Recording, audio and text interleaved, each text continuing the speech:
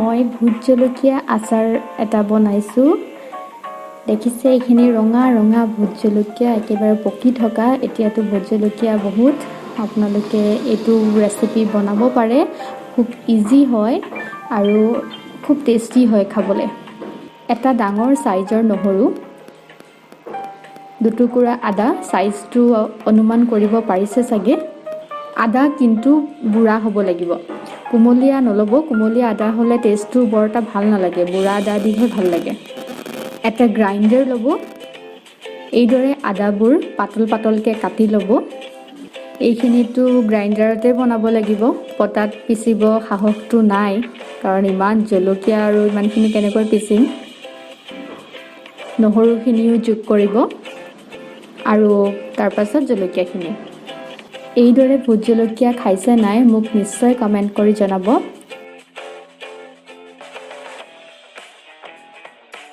অলপমান নিমখ দিব আৰু অকণমান হালধি।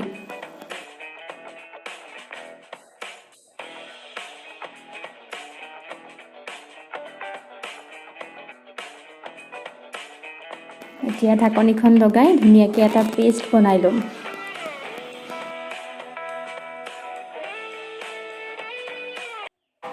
মাজতে চেক কৰিছোঁ, প্ৰয়োজন হোৱাত নামমাত্ৰ পানীও যোগ কৰিছোঁ, নহ'লে বেছি শুকান হৈ পৰিছে, পেষ্ট হোৱা নাই। এয়া পেষ্ট হৈ গৈছে। প্ৰথমে ঢাকনখনৰখিনিকে উলিয়াই লওঁ। গোটেইখিনি উলিয়াই এইদৰে বহলাই দিছোঁ। এতিয়া 2-3 ঘণ্টামান ৰ'দত শুকুৱাব লাগিব। এয়া মই ৰ'দত দিছোঁ, টিংখনত ধুনীয়া ৰ'দ পৰি আছে। এয়া আৰু জলকীয়া কাটি শুকুৱাই আছোঁ, আৰু ভিডিঅ' আহিব ভোট জলকীয়াৰ। দেখা পাইছে, এয়া পানী ভাৱটো নোহোৱা হৈ গ'ল ৰ'দৰ পৰা অনাৰ পাছত। বহুত বেছি শুকুৱাইও নেপেলাব, অলপ ৰাখিব আৰু।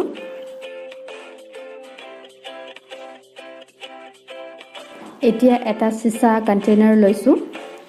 দেখিবলৈ তেনেই কম লাগিছে, কিন্তু এইখিনি আপোনাৰ বহুত দিন যাব, কাৰণ ইমান জ্বলা আপুনি বেছিকৈতো খাব নোৱাৰে। আৰু এইখিনি সাধাৰণতে বেয়া নহয় থৈ দিলে এনেকৈ। যদি আপোনালোকৰ বেয়া হয় বুলি ভাবে ফ্ৰিজত ৰাখিব পাৰে, নহ'লে আমিতো ফ্ৰিজত নথলেও এনেই ভাল হৈ থাকে। আৰু মাজে মাজে ৰ'দত দি থাকিব, তেতিয়া ভাল হৈ থাকে আচাৰবোৰ।